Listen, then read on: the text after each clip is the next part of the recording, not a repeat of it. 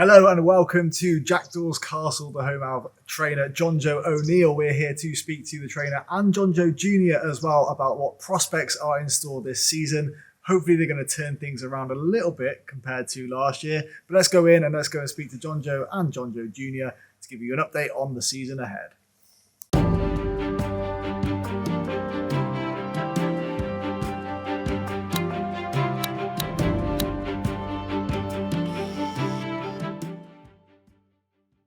Obviously, this is my first time with Jackdaws as well. What a facility it is. I mean, it's amazing. Yeah, we're very lucky. It's a fantastic facility, really.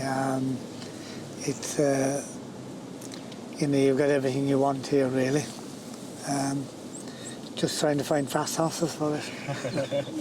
That's always the secret. Or faster ones, faster than everybody else's. Yeah. But, it's a great place to train. Fantastic facilities in every aspect, really. So how has it evolved over the years? How long have you been here now? I've been here since 2001. Yeah. Yeah. And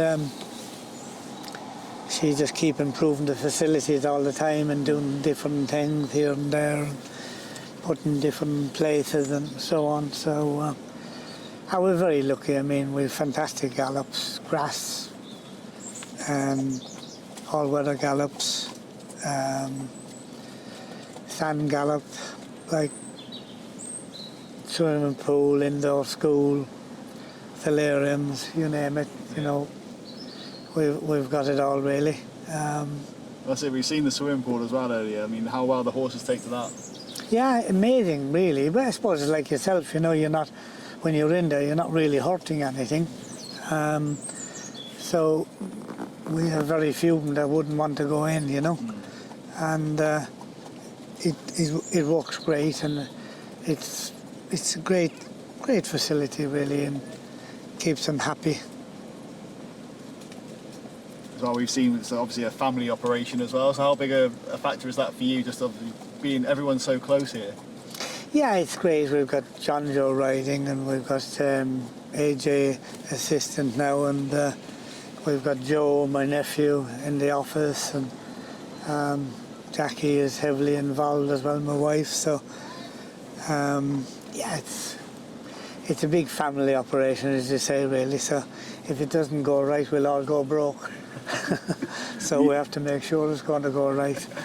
You touch on Jonjo Jr. as well. His riding career is obviously doing very well. Yeah, he's doing nicely. Yeah, he's doing very nicely. He's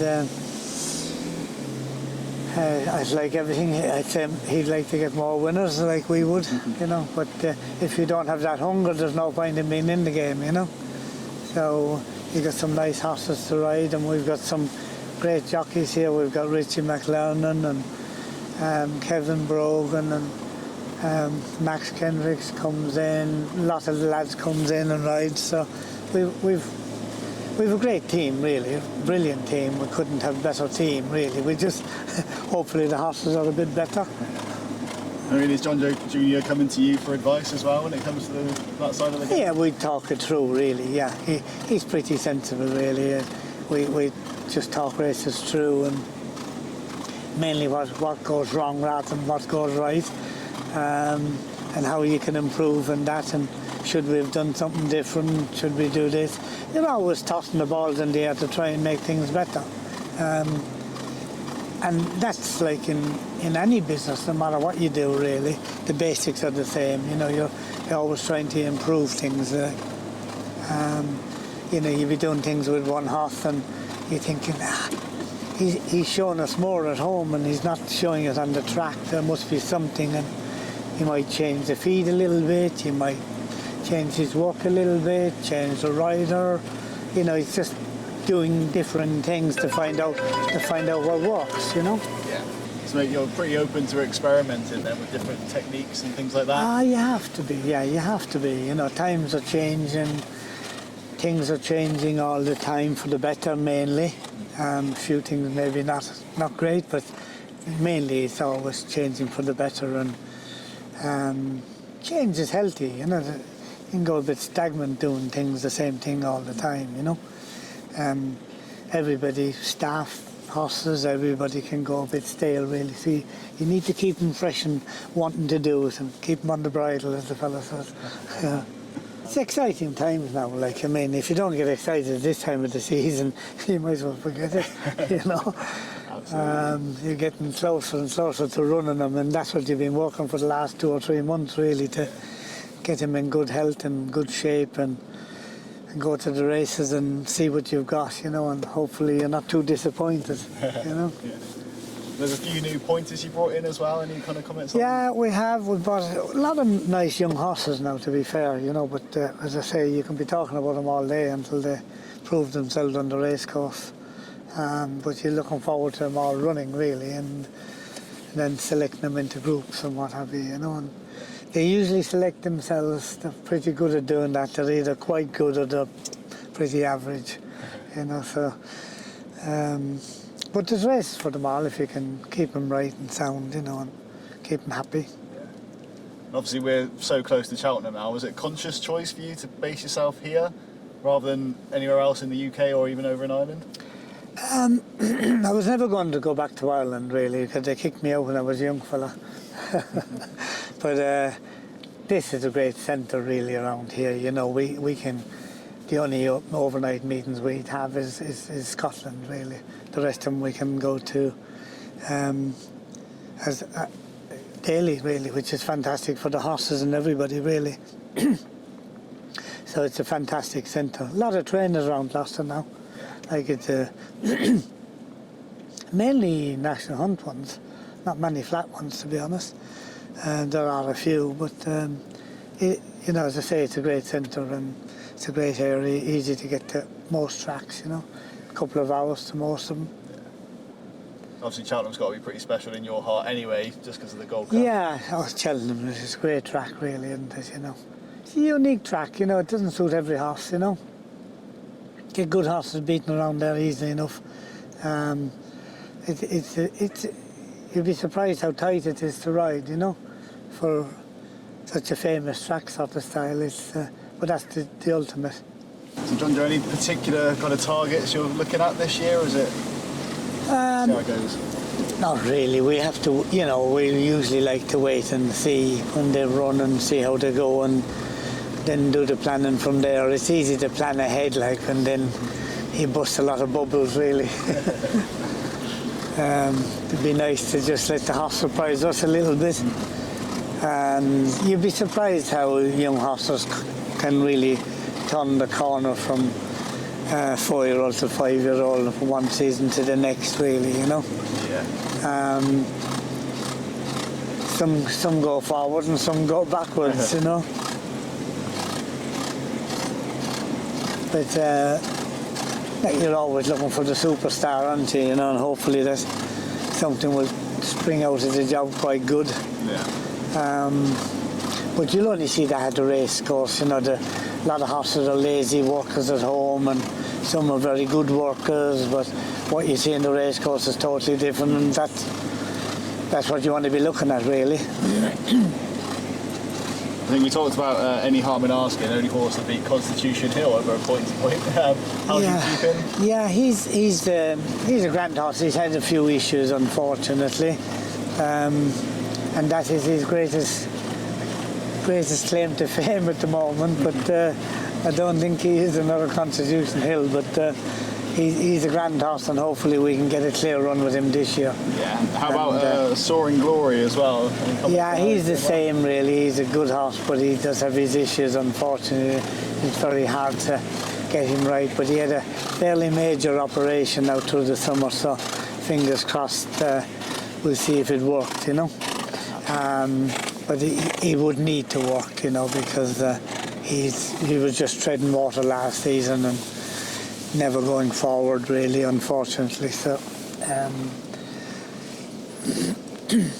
there's a few of them there now that will be running in the next couple of days at Chepstow. Yeah. And the grey horse Zonda, he'll be running. And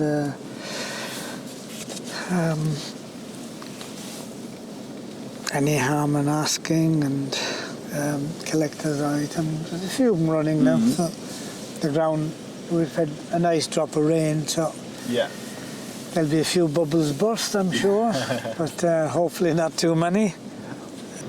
So anything in particular then you're looking at when they're coming up here in particular?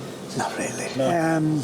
Well, you're looking at everything, aren't you? You know, you're looking at the horses moving right.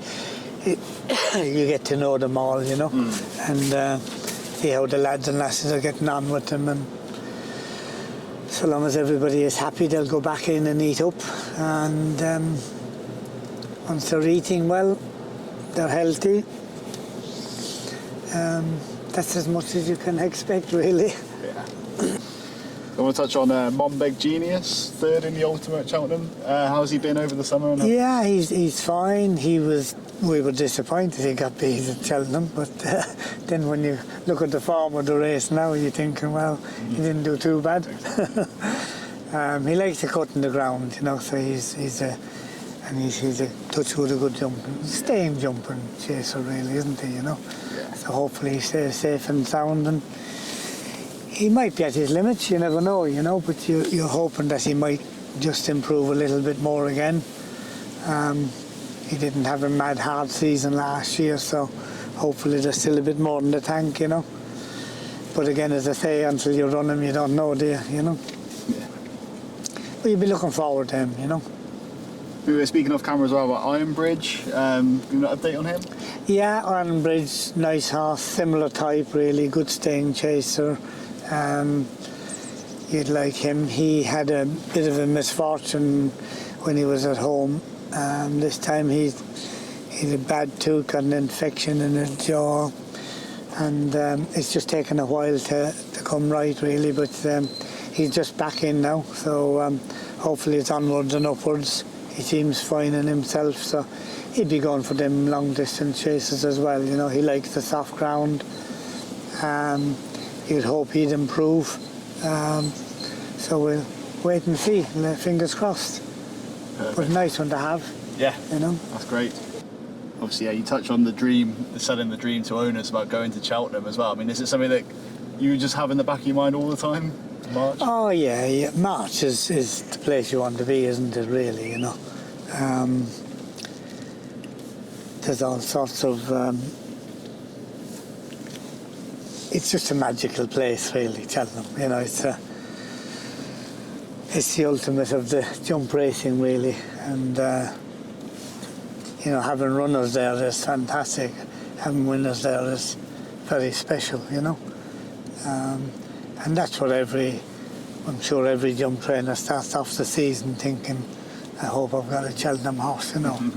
And that's what gives you the buzz to keep you going, you know. And already in October, are you spotting anything that you think maybe can... Oh, listen, you're dreaming every night like that. Oh, he'll be a Cheltenham horse, and he'll be a Cheltenham horse, and your fingers crossed all year to keep him safe and sound, and, you know, and hopefully you'll end up there, you know, but 9 times out of 10 you don't, you know, you just get kicked in the teeth, but you got to pick yourself up and keep going and try and find another one, you know.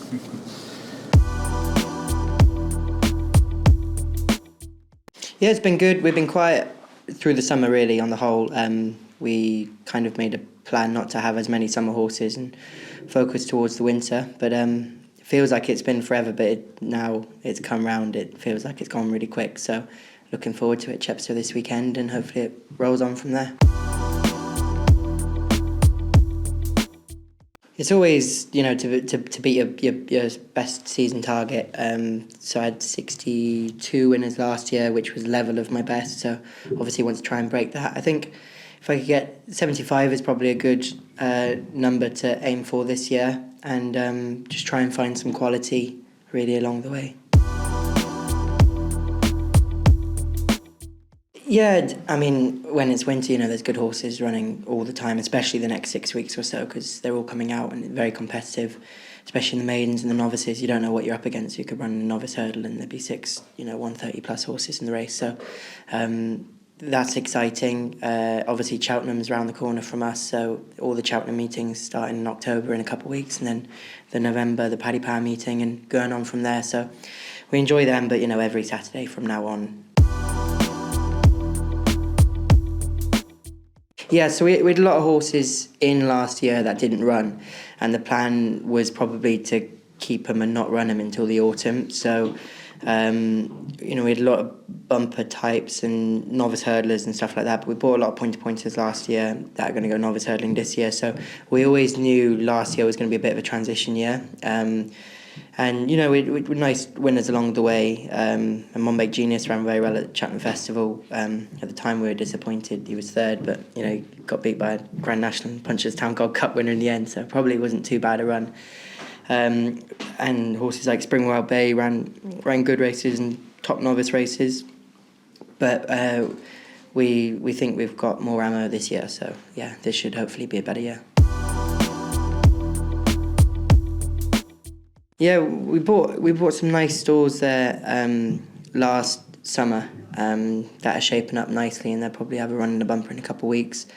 We had a few bumper winners as well. We bought some nice pointers. Horses like Hastings, he was third in the entry bumper. He's a nice horse. Johnny Who won nicely in Taunton, and there's quite a few that we've run 2 novices recently, and they both won. So hopefully they can progress as well. Mainly UK based, yeah.